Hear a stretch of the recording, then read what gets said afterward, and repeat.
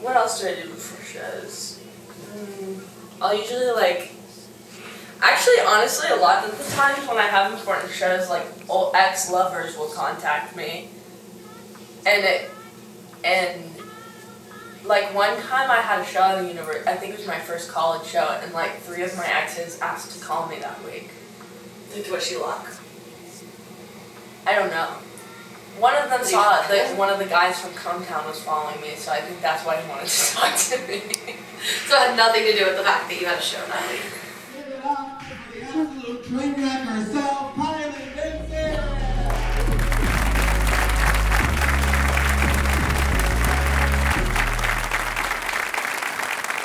I was dating this one guy, and he was like, "What do you like in bed?" And I was like, "Coming." You just have to say it right up top, so they don't forget it, because they will. They'll forget it.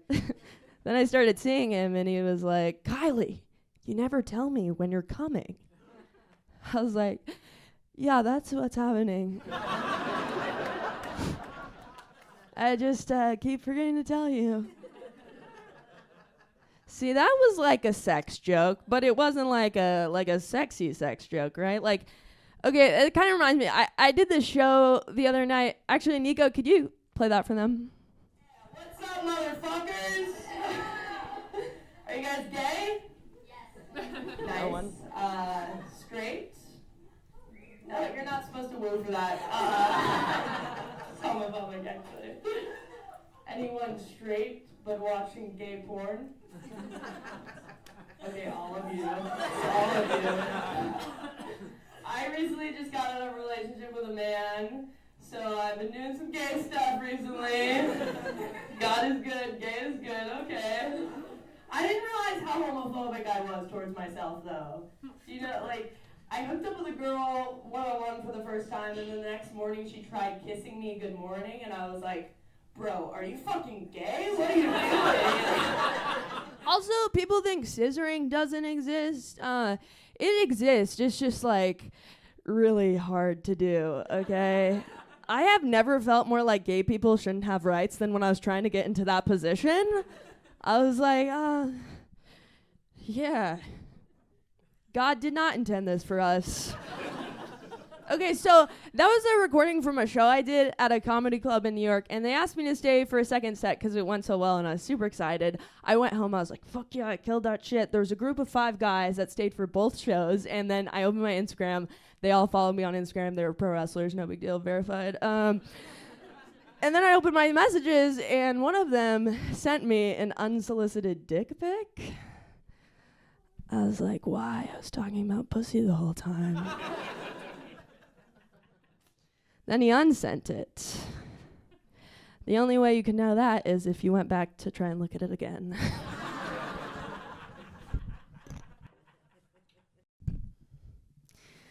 I'm from California. I love summer nights.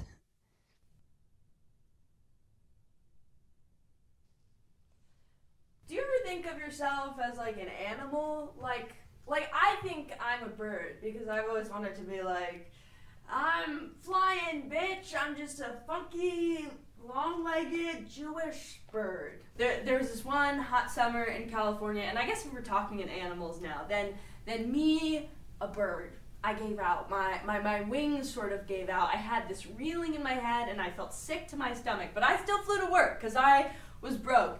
And I'm sick in the head. I think that day I thought, oh, my period just must be bad. But I was 16, every period, just as horrible. But this wasn't the same pain, because period pain is more I want an entire bag of salt before I try killing myself.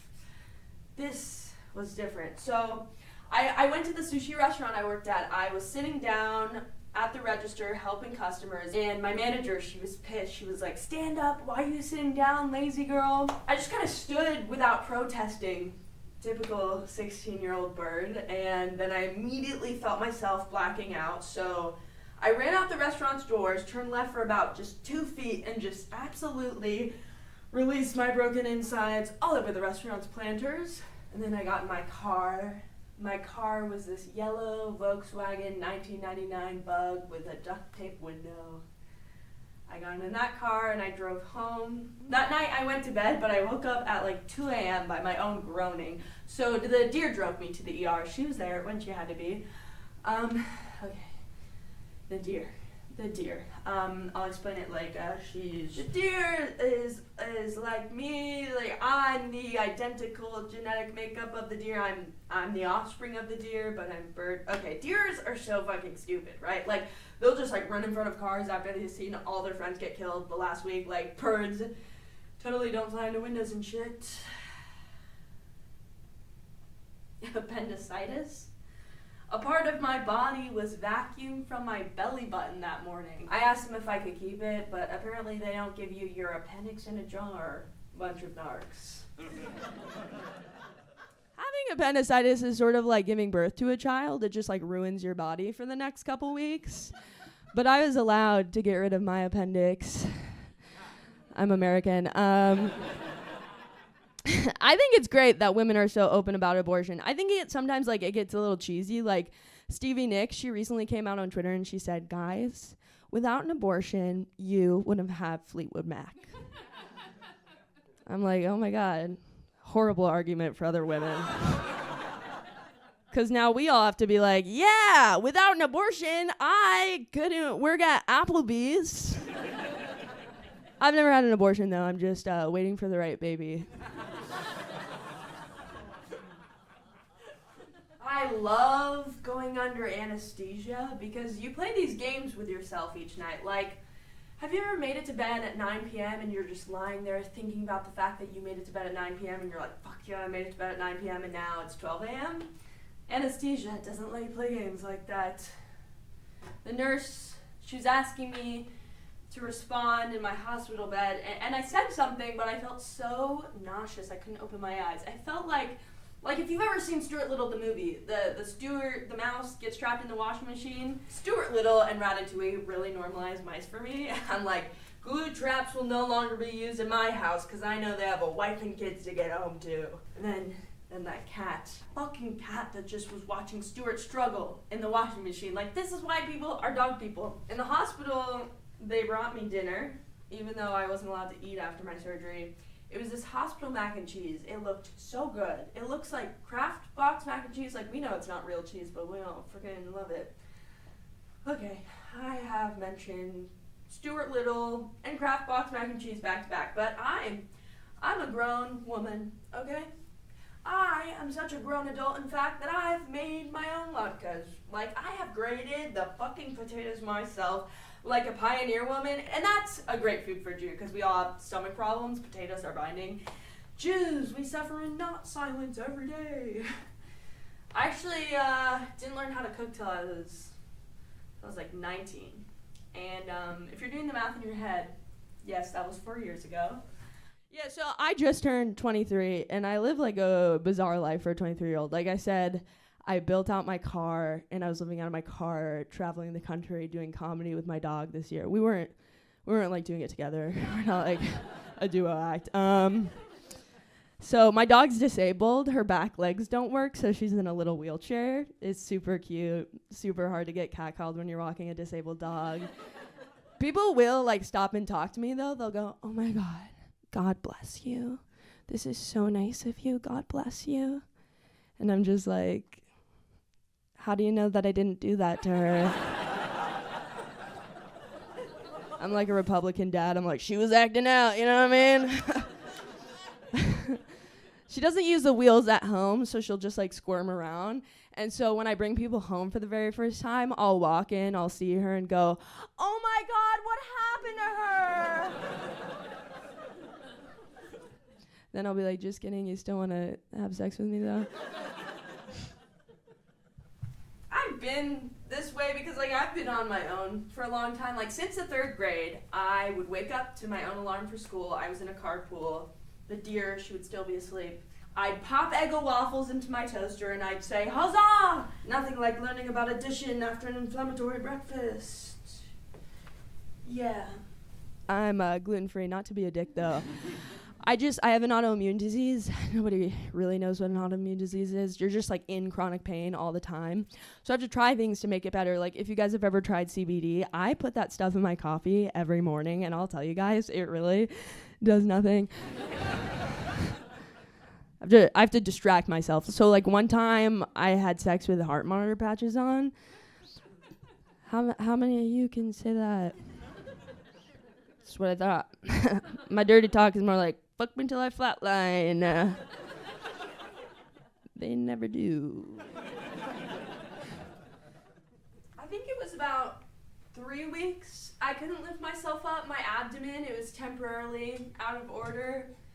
The deer was there. There was a night that I thought maybe things would change between the species of bird and deer, because we're not even on the same plane, right? Like birds were mostly flying all the time. Deer, they're mostly on land. But she opened up to me in a way that, you know, I let in. Like we talked about how hard it is being a woman. We've got wage gap, sexual harassment, pressure to act like you like margarita night with the ladies. Ugh. The worst one. It's not fair though, because like guys' nights get to be like, oh, fucking football, and girls' nights just like, oh my god, Matt raped me too, that's so annoying.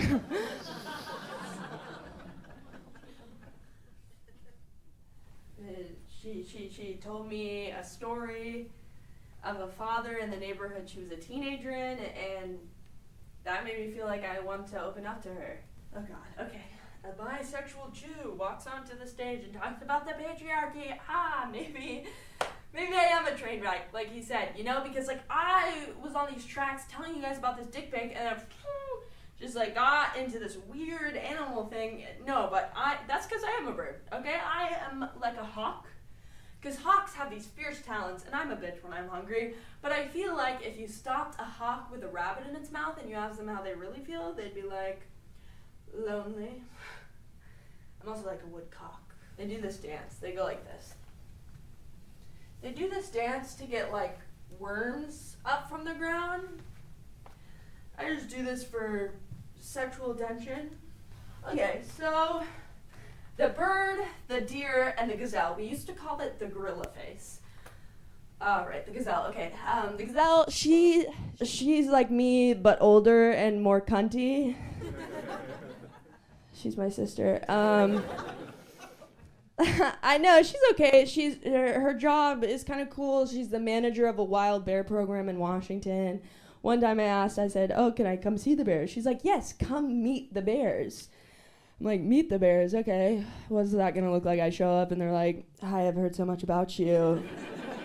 Cause we weren't like bears. We were like 3 weak animals running in a pack as soon as we'd see the gorilla up here. His body would assume this bullshit physique of I'm stronger than you. His fists were clenched. He had this lock stare and his piercing blue eyes with red rings around them. You couldn't look into his eyes in fear that he'd start pounding his chest and lunge towards you. It was a pretty chill childhood. I don't even know what age I realized this, maybe 12, but I knew that the gorilla could sense weakness. And I think he always thought the gazelle was weak because she's just like a baby gazelle, you know? You could count each circles on the back of her spine. Her shoulders were hunched over. He'd yell at her, you'll end up in a brace for the rest of your life if you don't straighten them goddamn shoulders out. So we've always felt awesome about our bodies. The gorilla, he's from Lake Hughes, California. When you think of Lake Hughes, don't think of like California. It's a 400-person town, somewhere you'd only stop at to get gas because it's really boring, but also no one has teeth there. You had like a southern accent. I don't know like if this dialect was some sort of irony or he actually thought he was a cowboy. He's like, I grew up raising chicken and horses, and he talked about his dad like he was the king, which I feel like there's this culture of young men idolizing their emotionally unavailable fathers. Like, shut up, Ryan, take off the polo. Your dad will never say I love you. Then he talked about his gorilla father using a belt on him, and he later used one on us. To be fair, that's before belts were taboo. We all think he buried someone alive once. We have no proof. It just makes sense with all boomer dads who've never been in therapy. In middle school, the whole pack, we went to my best friend's house for dinner. My best friend, she was like this beautiful swan. She came from a tidy Christian family, and then there was us. Yeah, actually, from that family, I get why people are pro-life. I do. Because then, like, people who shouldn't have kids, like my pack, have kids, and then I'd go to their house and be like, yeah, I'll be Christian if you have a jacuzzi. I'll be fiscally conservative if you're taking me to Disneyland. So the gorilla had a mouth of a sailor, and he arrived to this dinner wearing a soap bar around his neck. He thought this metaphor was really clever. We thought it was really embarrassing. But, like, that's charming, right? Like, I could see why the deer thought for a brief moment he was someone she'd want to spend the rest of her life with. Like, his gimmick to cross boundaries and present this unapologetic demeanor attracted people. Like that's what abusers do. They lure you in with their narcissistic charm, make you believe it's real and long-lasting, and that's not your fault, right? Because, like, it's not your fault, it's magical. It's magical like Harry Potter. I don't think Harry Potter was an abuser, though. I wouldn't look into that now. I'm not trying to ruin her childhood. The gorilla, he was an independent construction worker, so he'd come home from work each night, sit on the couch, and for the rest of the night, stoned out of his mind, watch something on the television with either huge guns or huge tits in it. Sometimes we were lucky and it was both. I was just a kid trying to connect with him, so I'd sit, I'd watch with him, and then sex scenes would come on the TV, and I just sit and we watch together, no changing of the channel. Which became a huge problem, because then I just thought porn was cable TV. I was like, SpongeBob's just super boring. When's Patrick gonna fuck SpongeBob? And then when I got older, like, I started to kind of notice this grooming, right? Like, when I was 11, I played the computer game Sims. You guys know that game? Yeah, it's such a fucked up game, by the way.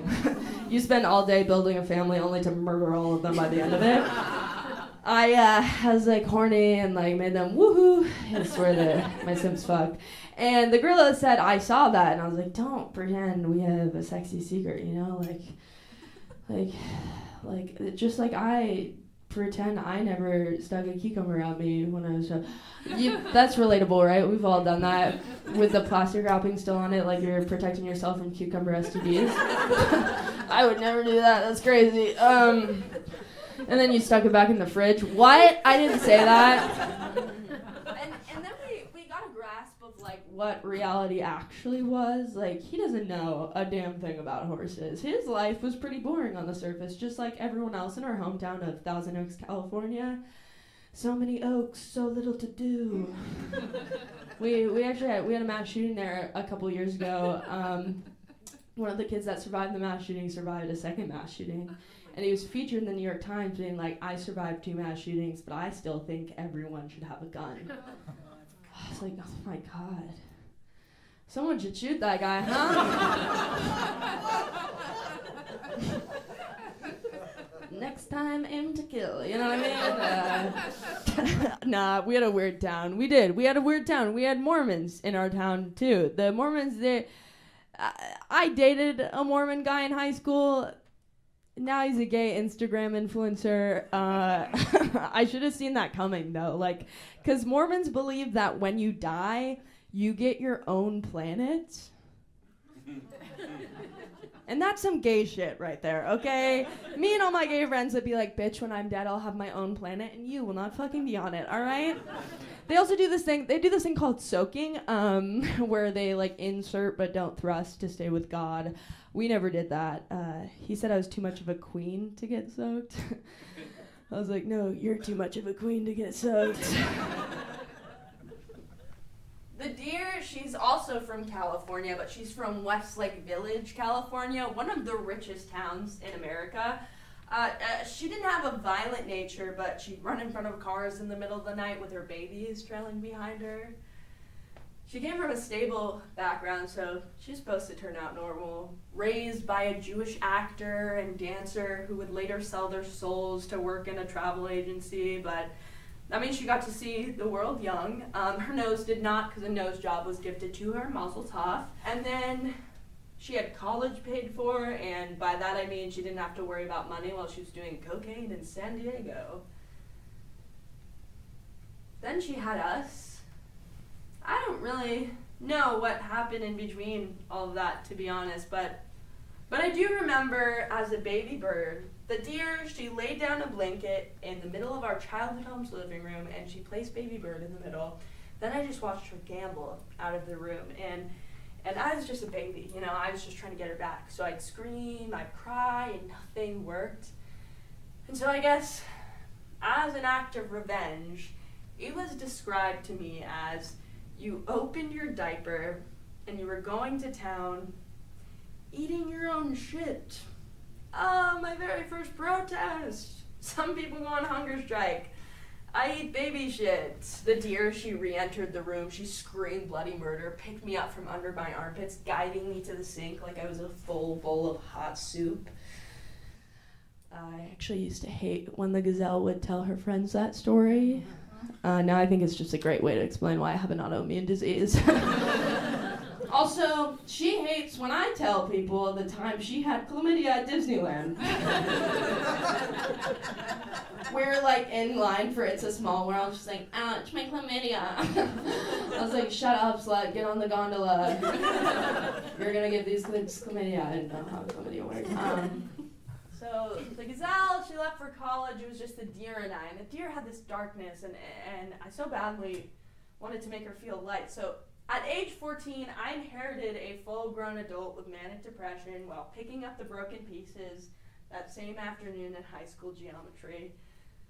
After weeks of failing geometry tests, my teacher knelt down next to my desk and she said, "Kylie, you are doing a great job." And I thought to myself, what the fuck is she talking about? Turns out the deer had been spiraling and she emailed all my teachers that my dad had just left, so that was a cool way to pass math. Before the gorilla left, it started by him throwing things and him screaming, and then one night he hurt the deer, and I was a baby, I couldn't do anything. Later on, he grabbed onto the gazelle's shirt, he got into her face and said, "Are you fucking stupid?"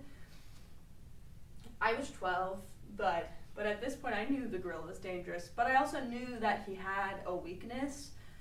So I puffed up my chest, I said with girth in my voice, "Hey, don't you talk to her like that." And then I felt my right arm boomerang back as my fist met his pacemaker. It was as if my fist whispered to his fake heart, "You pussy." Then this silence fell over the room. The gorilla, towering over me, he just looked at me, he smirked. The gorilla respected the bird. I decided that I was the gorilla's favorite and the gazelle was the deer's because it made sense to me. You know, it still kind of does. Like, the gorilla has got eyes like the ocean, height like a skyscraper. Much like me, Hollywood cameras would turn us away, but New York City would put a cigarette in our mouth and call us art. The deer and the gazelle, they're like trophies. Yeah, needles and ink were never pierced through their skin. Colors of rebellion were never bleached through their scalp. This beauty could be seen universally. I could have been a gazelle, you know, but maybe the day I felt my fist up against the ferocious animal's fraudulent heart, I grew wings because I was an animal amongst a pack of animals that were only seeking land. Like, I wanted to physically demonstrate to the world that I was different. I didn't need land, but if I'm like him, I'd have to be a monkey, and I'm not a monkey. I'm not a monkey. I'm not a monkey. I'm not a monkey.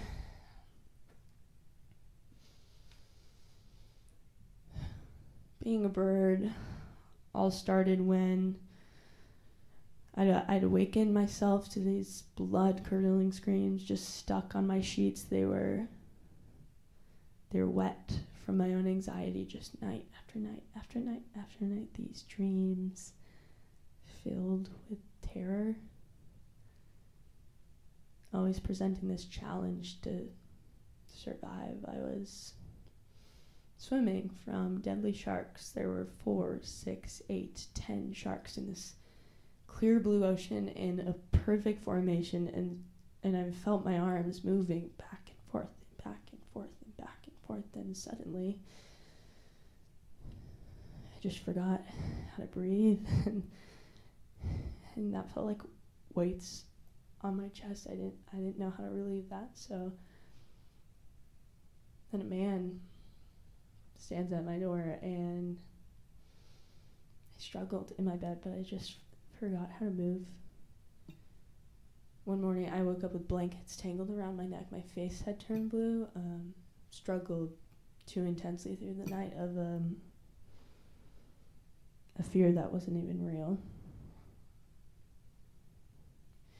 Yet there was this danger in my most comfortable places of everyday life, and I come to find out it's not just some dream. There are girls like me everywhere, frozen, forgotten how to scream, and maybe forget isn't the right word, because I physically couldn't scream. I'd will my body, please, please, you know what you're supposed to do, please, please help. But no matter how much you beg and plead, your body will make mistakes. And one day you'll learn to forgive it. One day you'll be like, thank you for coming. That's probably the last time I say come tonight. No, it's not. Actually, because of this, for years I couldn't come. And so I went to my gynecologist and I said, hey, I think there's years of cum built up inside me. And he was like, yeah, that's not how that works. Okay, but he was an Orthodox Jewish man. So I was like, buddy, you're not even allowed to dance with women. How would you know about our cum, you know? Like, I need a good Christian doctor that knows about cum. John 3:16, make me come. That's what it is, right?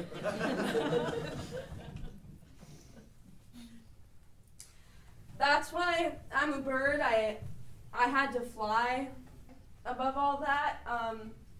That night I was telling you about where my insides burst. I was just trying to connect with the deer. Mom, I don't know if this is true, and it disgusts me to say it out loud. I was 16, never shared this with anyone. The gorilla got into bed with me one night that it didn't feel right. That's normal for young girls to have thoughts like that. There wasn't an ounce of severity in her voice. I think she was just in shock. So a couple years later, I went to college. It was my one of only 2 semesters of college, and I got into a car with 2 random chimpanzees from my university. Yes, all men are monkeys. And it was like a snowy night, and we smoked out of a gravity bong. Like, I wasn't a huge smoker. I was just desperately trying to get away from my performing arts dorm hall. It's like, they sing Hairspray every night. I needed a break. So I hit it, and then it hit me, and I realized I'm a female bird alone in a car with 2 monkeys I barely knew. And then the thought made me panic, and I was like, oh my god, my sister's gonna answer a phone call that I was found raped and dead in the university parking lot in piles of snow. Oh, I gotta get up, please, get up. Finally, 15 minutes later, I found myself standing outside of the car, and then without saying a word, I just started running. And I was running so fast, and I felt my snow boots weighing me down, and I looked behind me, and the chimpanzees are running after me. They're like, ooh, ah, ooh, ah. And then I was like hopping over banana peels like it was a video game, and I made it to my dorm, and I thought, paralleling childhood sexual abuse to a college night of smoking, that's crazy, right? But then I saw them in the school cafeteria the next day, and they were like, bro, are you good? I was like, what am I supposed to say? Yeah, were you guys trying to rape me? Just wondering.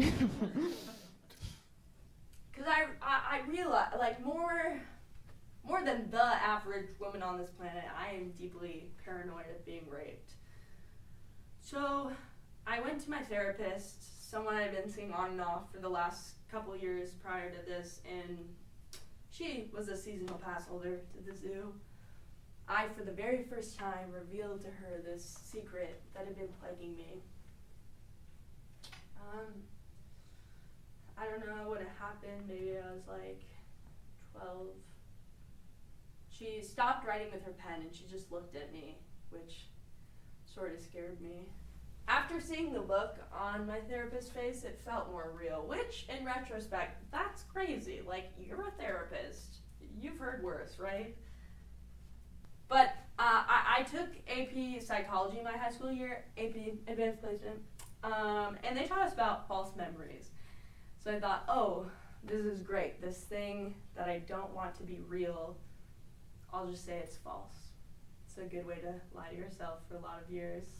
I was relieved when the gorilla left, and he left me with the deer, and the deer, she was deeply wounded, but she stayed, you know, although she started billing me like a moral tab every time she came to one of my shows or made me dinner. Like, I want to make a lot of money one day, and I want to pay off that moral tab. I want to settle a tab. I just want to settle a tab because I just want a mommy. Who doesn't want a mommy who gives them little oat milks?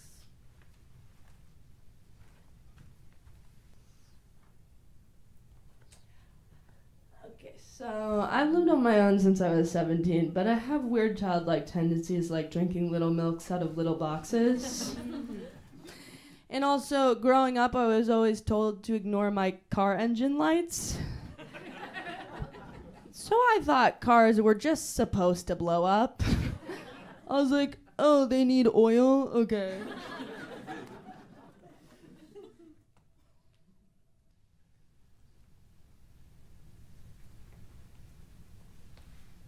The assault lives in me every day. I think we're told, like, we're really lucky to be living in a time where we can be open about it, but, like, I don't feel lucky.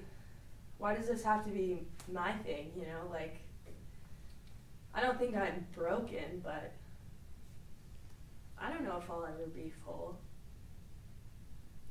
I still have this thing whispering inside my head, though, like it was like, please, you cannot jump. Your wings, they're too good. Your feathers, they're too bold. You gotta stick around for the good things. Like the pandemic.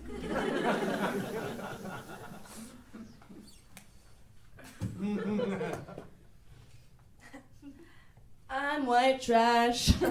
My family is so white trash. Okay, we would all like go camping on the beach together. We'd break out our metal detectors and search for treasure. And then the gorilla's version of a playhouse for us was him digging a hole in the sand and being like, play in your hole. Honestly, we fucking love that hole, okay? We'd play in that hole all day long, then we go swimming, and we come back, and there'd be other kids playing in our hole. And I was like a white trash kid. I was like, get in my fucking hole. Start like, pissing on holes, mark my territory.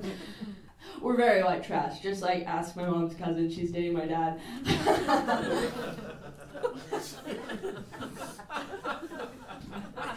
I don't even remember anything happening during that time period. It's like, I think that happens like with a lot of people who go through similar things. It's our brain protecting us, so it gets stored in our physical body, probably this autoimmune disease. I can track back weird things though, like when I was 5, I ran around like a crazy person, and this day, I scaled this 200-pound dresser, and then I felt it pushing me into the floor. The gorilla, he ran in, he first lifted the dresser, then he lifted me, and then he smacked me, and then he pulled me in for a hug. Guys love when I ask them to do that in bed. Throw a dresser on me! Nah, but that's just like how my parents were. They loved us. They just had like a wildly different way of showing it. Like the deer in my high school year, she got a boyfriend. He was like and a orangutan. He was in a Sublime cover band. The Sublime cover band's name is Emelbus, which is Sublime backwards, yeah. Pretty cool guy. They love to party, so when we all lived together, I said you have to pick between him and I, and she didn't, but how can I compete with a groundbreaking cover artist? And so then I asked my best friend, the Swan, to move in with her and her family, which was really nice. But also, you feel like a burden when it's not your family. I've only lived with one other person, and that was my ex-boyfriend, and that was great because he was more of the burden. Nah, he's fine. He's not like a monkey. He's also like a bird. He's just more like seagull. I also should have known that relationship wasn't gonna work out because he cried at every episode of Ted Lasso. I was quarantined with him and his parents during the pandemic in New York City. After we moved out, I was like, do you think they could hear us having sex all those months? And he was like, yeah, definitely. I was like, oh my god, I feel so bad. Because now they know you're a bottom. Your dad's gonna think you're a pussy, that's crazy. They were also Jewish. His mom was neurotically Jewish, so she'd say every little thing that came to her mind. I was making pasta for lunch one day, and she goes, oh, that's a big lunch. I was like, oh, that's rude to say. She's like, oh no, it's because I'm Jewish. I was like, oh no, it's because you have a bad personality. Also, why do we always do that as Jewish people? We say the worst part about ourselves and then say it's because we're Jewish. You've heard this. People be like, I'm so loud, it's because I'm Jewish. I'm like, stop, they're going to hear us and find us again. Moms, it's crazy because mine never really taught me that, I never had a sex talk. I always kind of just knew what it was, except for oral sex. That one was weird. I was at a birthday party in middle school. All the girls were making matching jerseys, and I made my number to be 69. I didn't know what it was. Got in huge trouble. The dear explained it to me. Felt all pukey because she explained it like it's when two people peck each other's genitals. I was like, disgusting. That's a horrible way to describe it.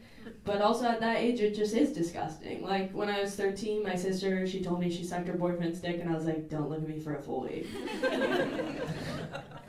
And then a year later, I sucked my first dick, and I remember, looking at it for a long time and being like, that goes in my mouth?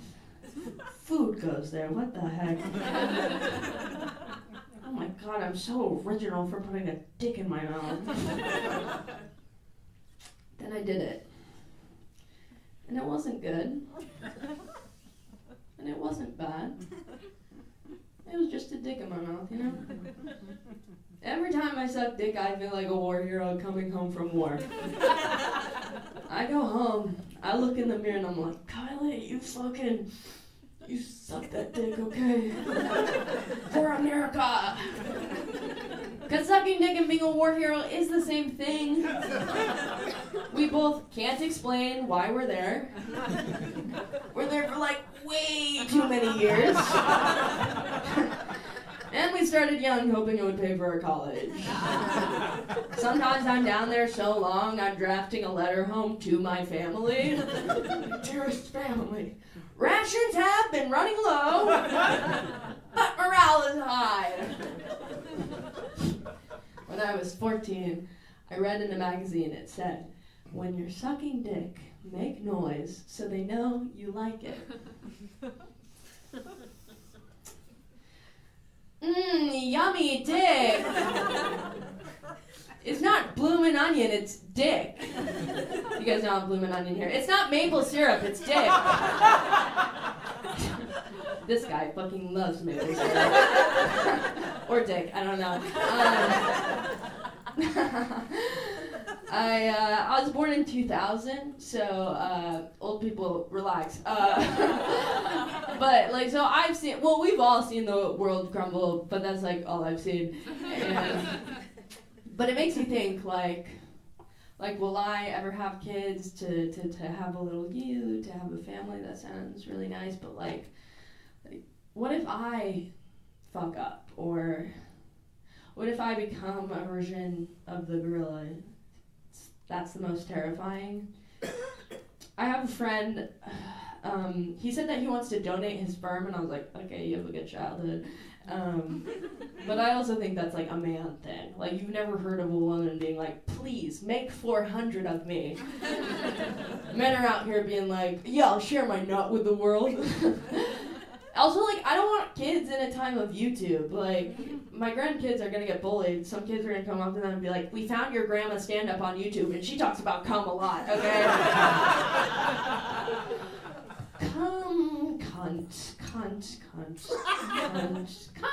Cunt's a funny slur. It's supposed to be the most offensive slur to women, but I think we'd rather be called a cunt than a fat fucking pig.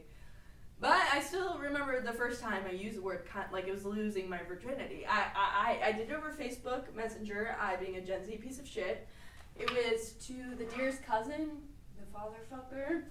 I remember just like typing out what a horrible and miserable person she was. And the fury of typing got away from me. It felt like so good and natural. It didn't do much for the situation though. Except for me. Made me feel like I was on cocaine. I don't need to do cocaine, I've never done it, because I've called my mom's cousin a cunt. I don't see the gorilla as just like one person. Yeah, he's the dad that I grew up with that I loved.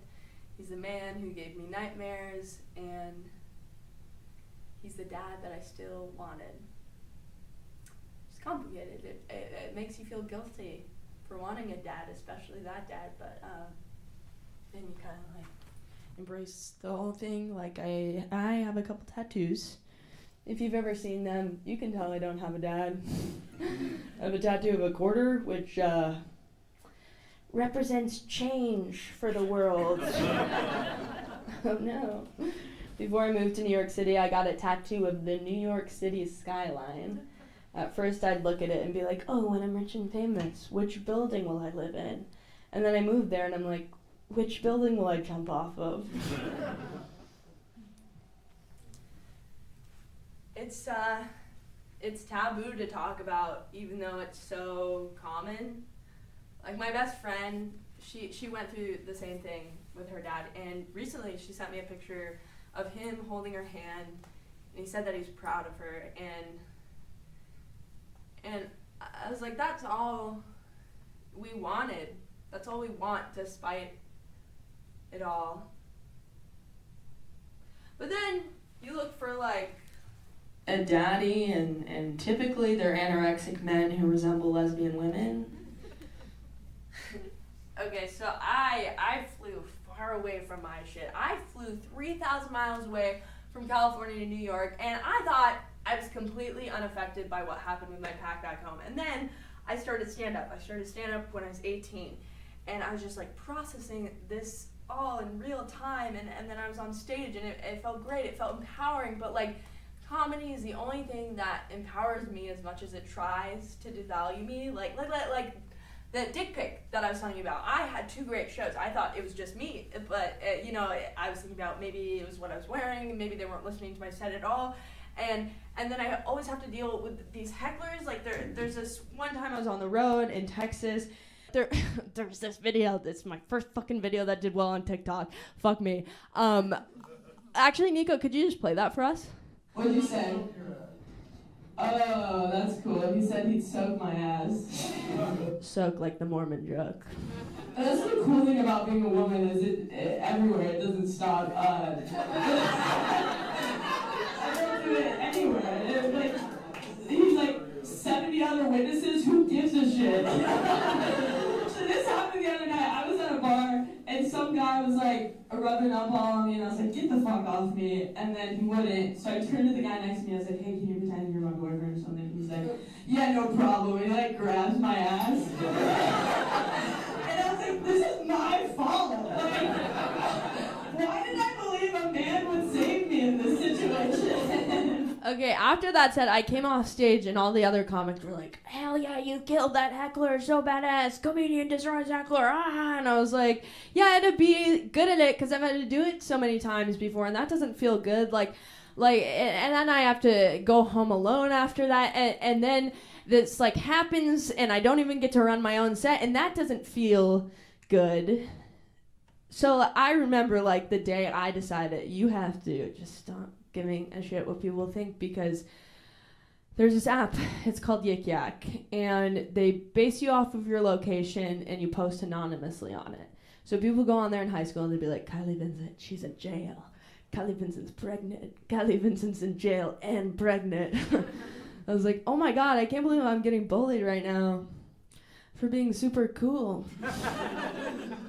I just like had to stop giving a shit what people think, because like I want to do this and I want to follow my dreams, and it's not in spite of the gorilla or the heckler or whoever, you know, because like I want to live, I want to love, I want to be loved, I want to be good, I want to fuck shit up, and I feel like you have to want it to have it.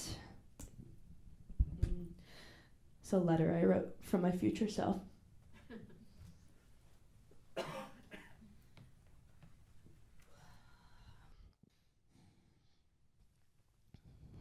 Dear bird, you haven't stopped unblocking and stalking the gorilla's Facebook every 6 months. Your curiosity of where he is in the world doesn't stop, and I don't think that ever will. You don't really know what to say when people ask you what your parents do, or if you should call yourself a survivor of sexual assault, a survivor, or survivor at all, because you think it's kind of annoying. But you're at the very start of your journey. It's hard. It's like running. You've always hated running, but you've always wanted to be really good at it because you got these long ass legs, so you think you should be. And your face still gets really red when you run. And it's not real running, it's on an elliptical. But it counts. Support always counts. Yeah, maybe I am a train wreck. But train wrecks don't just happen, you know? Train wrecks happen because negligence and human error. Negligence, someone forgot to press a button, or due to lack of knowledge or impairments. I was a bird on a train, not see it coming. I was going somewhere, and then something tragic happened, but something beautiful came out of that. And every time you look up train wrecks online, it's like the Great Train Wreck of 1917, this grandiose title, and there's these pictures of everyone standing around. They can't look away because it's interesting. Kylie Vincent, the Great Train Wreck of 2000. All this sharing has made me very hungry.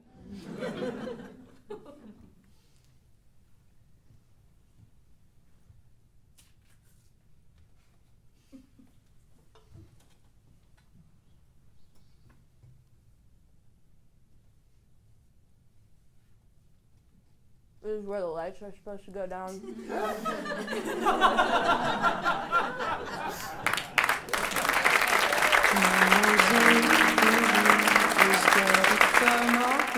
I just have a comment. Sure. For next time, that monkeys open the banana the other side.